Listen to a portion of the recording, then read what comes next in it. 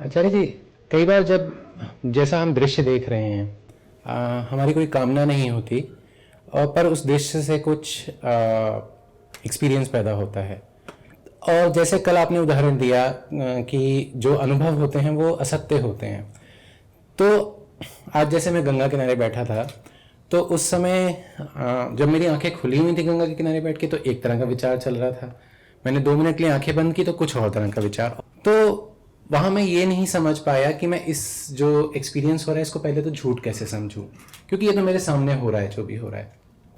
आपने काफ़ी सारी बातें कही। आपको इसमें ना मुझसे बातचीत करनी होगी, ठीक है? तो ये माइक अपने हाथ में रखिए, हम बातचीत करेंगे। बैठिए। पहली बात, आपने कहा कि मेरे सामने हो रहा है तो झूठ कैसे हो सकता है। तो आपने कसौटी किसको बना दिया? स्वयं। तो पूरा तर्क क्या है? मेरे सामने हो रहा है ना, झूठ कैसे हो सकता है? अहंकार और क्या होता है? मैं कह रहा हूं तो गलत कैसे हो गया? तू मानेगा क्योंकि भाई ने बोला। अहंकार और क्या होता है? मेरे सामने हो रहा है तो झूठ कैसे हो सकता है? तो उसको समझूं कैसे कि वो झूठ है। वहीं 5 दिन लगातार जाकर बैठिए, अनुभवों को बदलता हुआ देखिए। बादलों का चित्र ले लेंगे तो लगेगा स्थायी है। बादलों को आते जाते देखेंगे तो समझ जाएंगे सत्य नहीं है। एक नजर देखेंगे तो लगेगा यही तो है जो सामने है। 5 बार देखिए और पांचों बार बात अलग अलग होगी। और ऐसा नहीं कि आपने 5 बार देखा नहीं है। अतीत के आपके अनुभव आपको क्या बताते हैं? अनुभवों का यही तो लाभ है। अनुभव ही आपको बता देंगे कि अनुभव झूठे हैं। अनुभव ही बता देंगे कि अनुभोक्ता झूठा है। स्वयं के बारे में आपका जो विचार 5 की उम्र में था, क्या वही 15 की उम्र में था? क्या वही 25 की उम्र में था? क्या वही आज है? किसी अपने प्रियजन को ले लीजिए, उनके विषय में आपका जो विचार आज से 10 साल पहले था, क्या वही 5 साल पहले था? क्या वही आज है? क्या वही कल रहेगा? अनुभव ही तो हो रहे थे लगातार। और जब होते हैं तब दिक्कत ये कि बड़े सच्चे लगते हैं। जिस पल जो अनुभव हो रहा होता है वो गुंजाइश नहीं देता आपको सोचने की कि ये झूठ है। अनुभव झूठ है, इसके मूल में बात यह है कि हम झूठ हैं। जो अनुभोक्ता है, एक्सपीरियंसर, वो झूठ है। इसीलिए बड़ी भूल हो जाएगी अगर आप दुनिया की किसी चीज को देखें और उसको कह दें कि यही सच है। देखिए, थोड़ा और मैं इसमें धरातल पर जाता हूं। ये सच की खोज का मामला क्या है पूरा? कल भी मैंने इतनी बार कहा सच्चाई, सच्चा, सत्य। आज फिर शुरू हो गया मैं। तो ये खेल क्या है? ये सच क्या चीज है? हम क्यों इसके पीछे पड़े हुए हैं? सच सच सच सच क्यों चाहिए सच? सबसे पहले तो ये पूछना होगा ना, सच चाहिए ही क्यों? नहीं पूछना चाहिए तो पूछिए, सच क्यों चाहिए? कोई सैद्धांतिक उत्तर नहीं देना है, अपने जीवन से बताइए। क्योंकि अध्यात्म इसलिए नहीं होता कि कोई सिद्धांत पर चल गया, ज्ञान आ गया, कहीं किसी को कुछ बोल दिया या कुछ नए तरीके के विचारों से खेलने को मिल गया, इसलिए नहीं होता।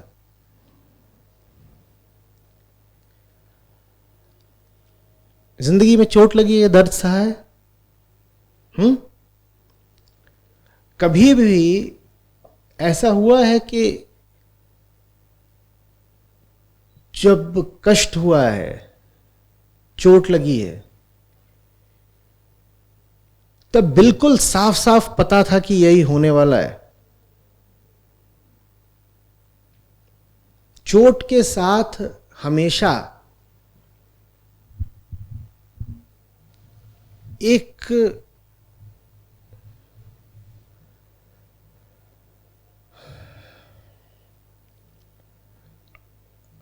अप्रत्याशित तत्व जुड़ा होता है। दर्द अनपेक्षित न हो तो होगा नहीं है, बहुत कम होगा।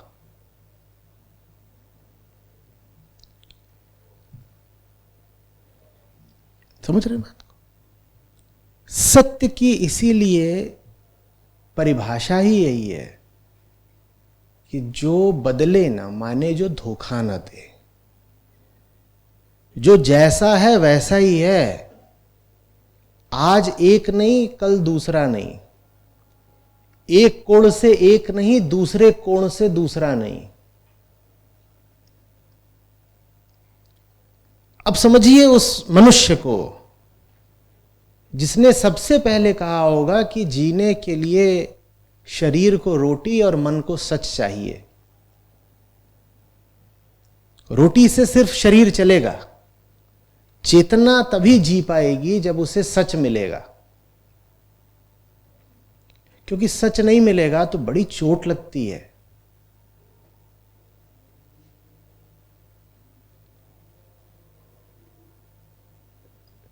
ऋषि वही बन सकता है जिसने जीवन में बड़ी चोट खाई हो और उसके बाद कहा हो और नहीं खानी ना। उसी ना का नाम बन गया नेति नेति, नहीं नहीं। नेति नेति माने नहीं नहीं और नहीं। बहुत पिटाई होली और नहीं करवानी और नहीं करवानी। सच चाहिए। सच माने कुछ ऐसा जिस पे भरोसा कर सको, भरोसा कर सको और निश्चिंत हो जाओ बिल्कुल बेफिक्र कि अब यहां धोखा नहीं मिलेगा। उसे सच कहते हैं। अब स्पष्ट है कि जीवन में सच क्यों चाहिए, क्योंकि सच नहीं होगा तो क्या होगा? चोट होगी, दर्द होगा। अब बहुत लोग ऐसे होते हैं जो चोट और दर्द के साथ एक विचित्र सा समझौता कर लेते हैं। कौन सा समझौता? नामांतरण का समझौता। वो चोट को चोट बोलना बंद कर देते हैं, वो दर्द को दर्द मानना बंद कर देते हैं। वो कहते हैं नहीं नहीं नहीं, ये चोट थोड़ी ही है, ये तो जीवन है।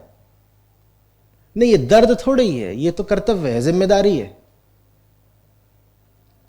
अध्यात्म उनके लिए नहीं। अध्यात्म उनके लिए जो साफ साफ कहें हां जीवन में पीड़ा है, कष्ट है, और जिनके भीतर ये श्रद्धा भी रहे कि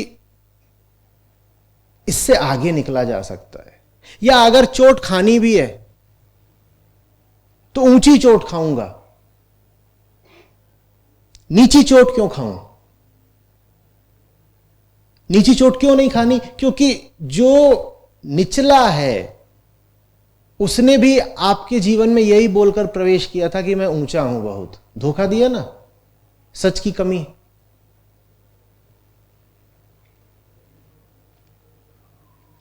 अगर सर फुड़वाना भी है तो मोहल्ले की गाली गलौज में नहीं फुड़वाऊंगा।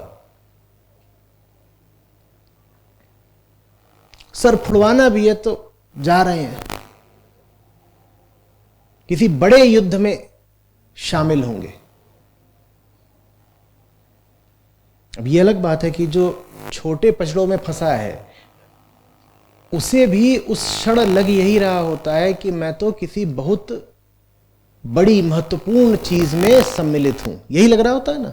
ये तो बाद में पता चलता है कि यार बेकार की क्षुद्र चीज में उलझ गए और सर फुड़वा लिया, ये तो बाद में पता चलता है। ये सब होते हैं सच को न जानने के अंजाम। आप कर कुछ रहे होते हैं, हो कुछ और रहा होता है। आप समझ कुछ और रहे होते हैं, बात कुछ और होती है।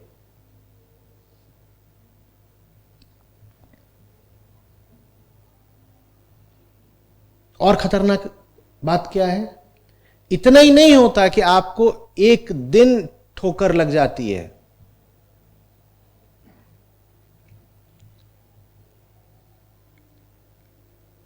बीस दिन तक आप झूठ को सच समझकर पालते पोसते हैं। उसमें अपनी ऊर्जा, अपनी भावनाएं, अपना समय निवेशित करते हैं।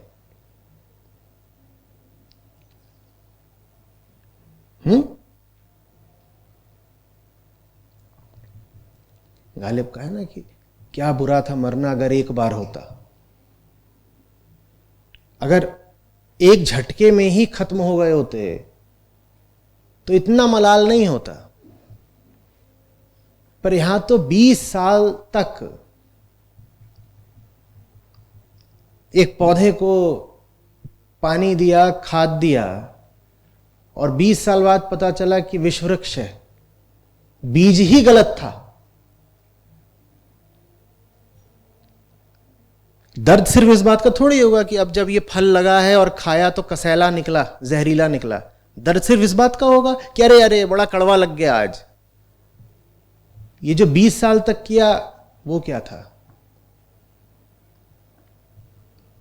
सच इसलिए जरूरी है ताकि आप अपने जिंदगी के एक के बाद एक दशक न बर्बाद करते रहो।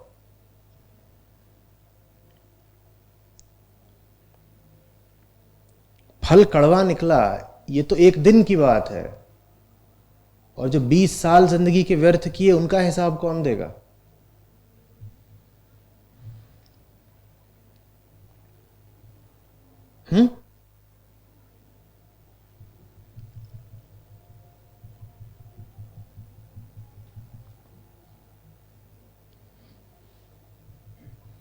जैसे कहीं आप फ्लैट वगैरह बुक कराएं,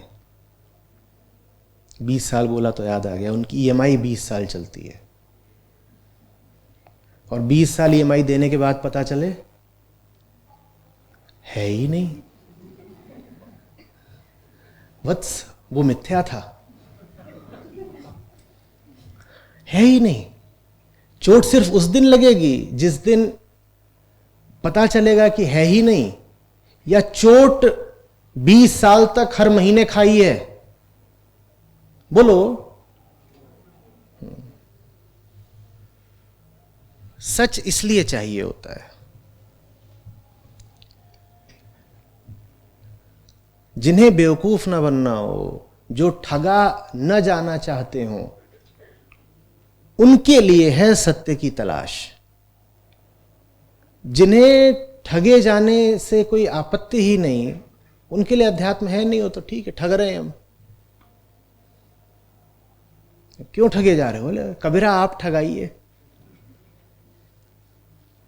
संत जन बोल गए ठगे जाओ, तो हम ठगे जा रहे हैं।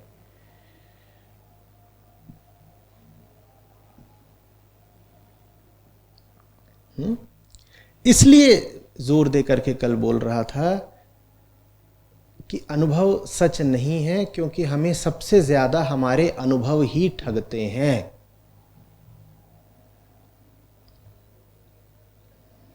जो दिख रहा होता है वो बिल्कुल वैसा नहीं होता जैसा होता है। इंस्टाग्राम पर तो होंगे आप, अभी भी पूछ रहे हैं कि जो दिखाई दे रहा है मुझे दिखा तो ऐसा होगा ना। जो दिख रहा होता है वहां पर वो वैसा ही होता है। आप में से कोई भी ऐसा तो नहीं होगा ना अपने सोशल मीडिया पर जैसे।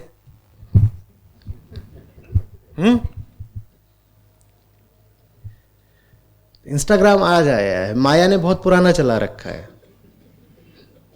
इसमें तो फिर भी पहले आपको एक रॉ फोटो चाहिए होती है, उसको एडिट करते हैं, फिर फिल्टर लगाते हैं, फिर ये सब होता है। माया बड़ी जबरदस्त है, वहां रॉ कुछ होता ही नहीं, शून्य। जहां कुछ नहीं है वहां पर वो फिल्टर और कंट्रास्ट और क्या क्या होता है, ब्राइटनेस, एक्सपोजर, टेम्पलेट और सैचुरेशन, ये सब लगा लगा के कुछ पैदा कर देती, जहां कुछ है ही नहीं।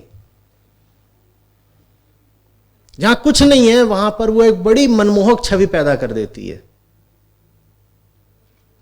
उसका ऐसा इंस्टाग्राम है। और फिर आप कह रहे हैं मुझे दिख रहा है तो सच होगा ना।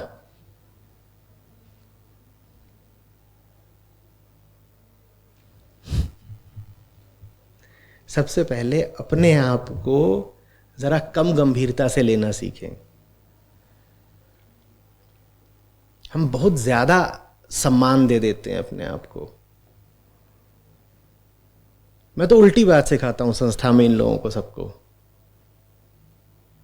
जानते इन्हें मैंने क्या सूत्र दिया हुआ है? चलिए आपको भी दे देता हूं। इन्हें मैंने सूत्र दिया है कि अपने आप को बोला करो, मुझे लग रहा है तो गलत ही होगा।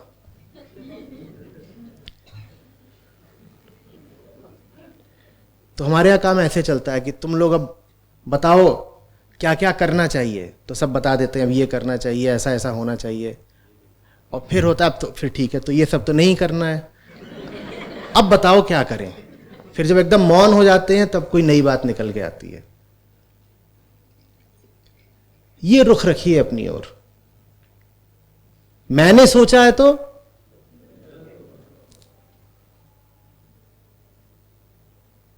अभी ये बैठा हुआ है अनमोल, ये कुछ कर देगा, रोज ही कुछ ना कुछ उठपटांग, तो मैं पूछूंगा ये कैसे हुआ, तुरंत एक उत्तर होता उसके पास, बुद्धि लगा दी थी। अपनी बुद्धि लगाई है ना, तो गलत ही हुआ होगा, हो ही नहीं सकता ठीक।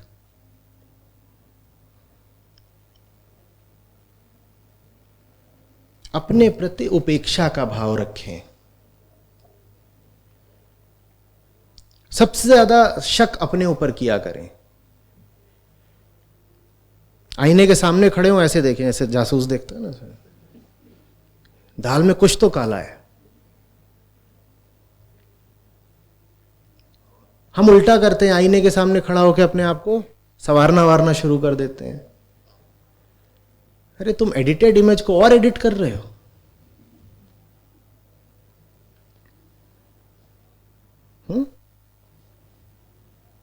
अपने ऊपर जासूसी करें। एक विधि बताए देता हूं। जो कुछ चल रहा हो मन में उसे शब्दों में ले आया करिए और बोला करिए, उच्चारित करिए, स्पीक इट आउट। वो जो कुछ चल रहा है वो जब अपने कान में पड़ेगा तो खुद ही कहेंगे हे भगवान। बस बोल दीजिए और उसके बाद देखिएगा कि आप अपने प्रति कितनी इज्जत रख पाते हैं।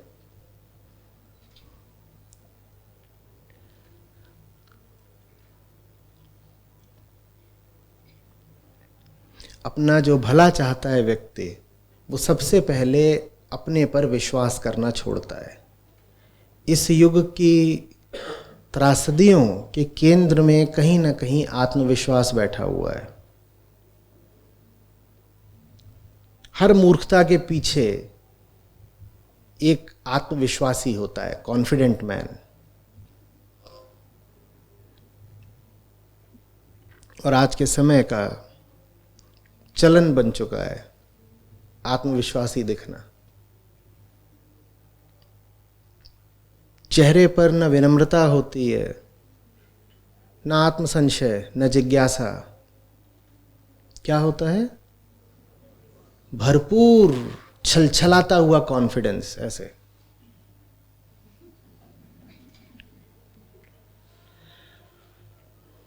और मूर्खों में मूर्ख को अगर तलाशना हो तो किसी ऐसे को देख लीजिएगा जो ऐसे हो। मैं बताऊं? मे आई आंसर दैट? मी।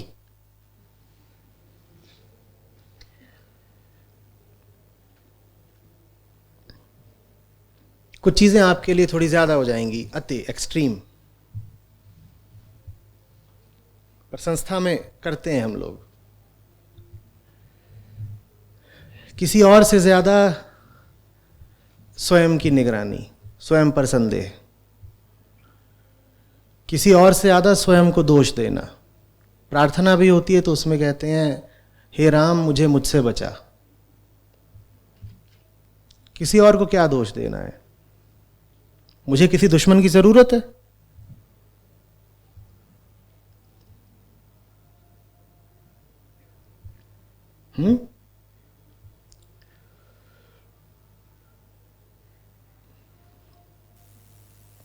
आगे बताइए क्या कह रहे थे?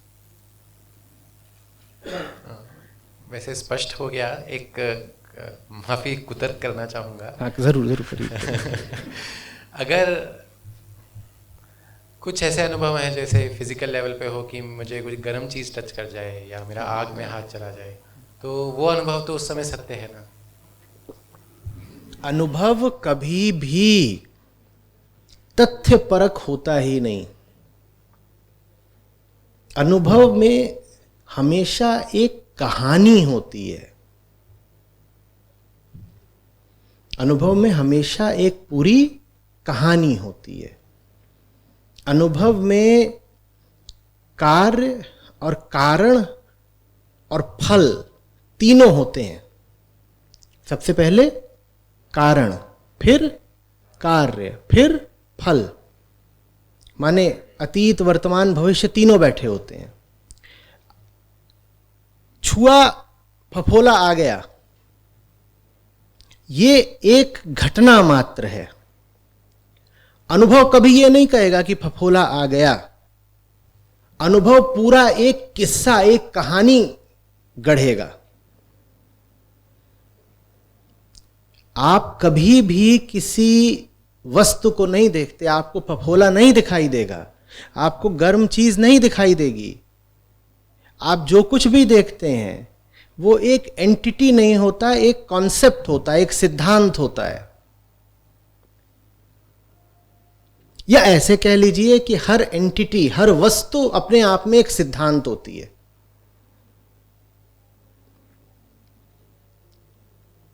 तो ये तो ठीक है कि मैंने गर्म तवे को छुआ, फफोला आ गया, बात लेकिन हमारी इतनी रुकती नहीं है।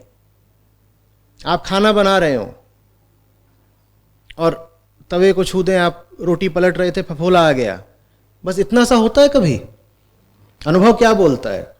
इस घर में मेरा शोषण होता है। ये फफोला नहीं है, ये मेरे दुर्भाग्य की निशानी है। फफोला फफोला नहीं होता भाई। और जिस तवे से फफोला लगा है वो तवा नहीं है,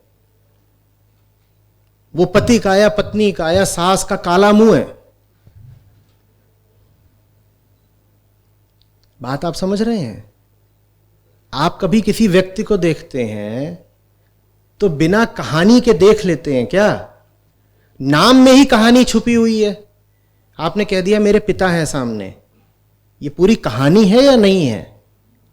पिता कहते ही कहानी आ गई कि नहीं? अच्छा मुझे बताइए, अगर आपको कहानी चाहिए नहीं तो नाम की जरूरत ही क्या है? किसी का नाम है मान लीजिए राजेश, अगर आपको कहानी नहीं चाहिए तो आपको याद क्यों रखना है कि ये राजेश है? क्योंकि राजेश कहते ही राजेश से संबंधित पूरा अतीत खड़ा हो जाएगा आपके सामने। हो जाएगा या नहीं हो जाएगा? दरवाजे पर घंटी बजे एक बात है, पर दरवाजे पर घंटी बजी और राजेश ने बजाई, ये बिल्कुल दूसरी बात है या नहीं है? बजी तो घंटी ही है, चाहे कोई बजाए, पर रजनी ने बजाई तो एक बात होगी और राजेश ने बजाई तो बिल्कुल दूसरा किस्सा होगा। हाँ, आप एक कैमरा लेके रिकॉर्ड करेंगे तो कहेगा एक ही घटना घटी है, आइडेंटिकल। क्या हुआ है? घंटी बजी है। लेकिन आपके मन में एक घटना नहीं घटी है, दो बहुत अलग अलग घटनाएं घटी हैं। रजनी का आना और राजेश का आना दो बहुत अलग बातें होंगी। होंगी या नहीं होंगी? तो हम कभी भी तथ्यों में नहीं जीते। मन तथ्यों के साथ कोई खेल कर ही नहीं पाता। इसीलिए तथ्य उसके लिए बस मसाले की तरह होते हैं जिनका इस्तेमाल करके वो कहानियां गढ़ता है। वो बस सामग्री है जिसका उपयोग करना है एक नया किस्सा रचने के लिए। और हम उन किस्सों को वैध, जायज ठहराने के लिए कह देते हैं कि ये तो मेरे अनुभव में आई थी चीज।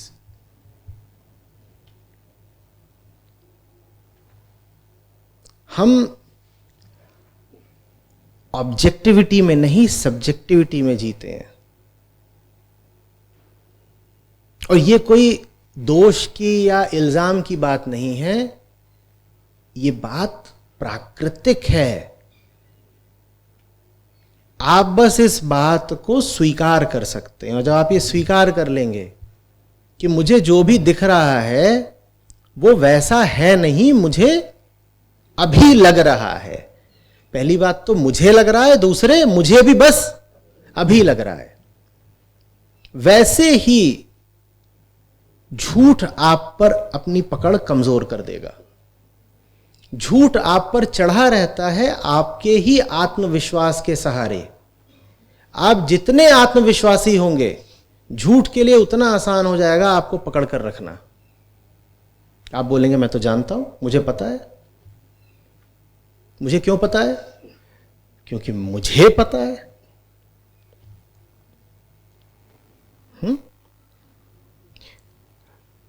वास्तव में देखिए तो गर्म तवे पर उंगली में फफोला आना एक पूरे तरीके से रासायनिक घटना है ना? लेकिन जब आपके साथ होता है तो क्या वो एक रासायनिक घटना भर रह जाती है? नहीं। अब वो मैं के साथ घटना जुड़ गई और मैं अपनी सुविधा अनुसार उसका कुछ ना कुछ अर्थ निकालेगा जरूर। नहीं तो तवे पर ब्रेड का जल जाना और तवे पर उंगली का जल जाना एक ही बात होती ना? होती है। तवे पर ब्रेड जल गई, जली जाती है। रोटी जल गई, जल सकती है। पराठा जल गया, जल सकता है। और तवे पर उंगली जल गई, खून बहा दूंगा आज। खून क्यों बहा दोगे? हुआ क्या है? Hot iron has met organic material. Bread भी ऑर्गेनिक मटेरियल थी, carbon, hydrogen, oxygen. Organic material met high temperature iron, there was chemical activity.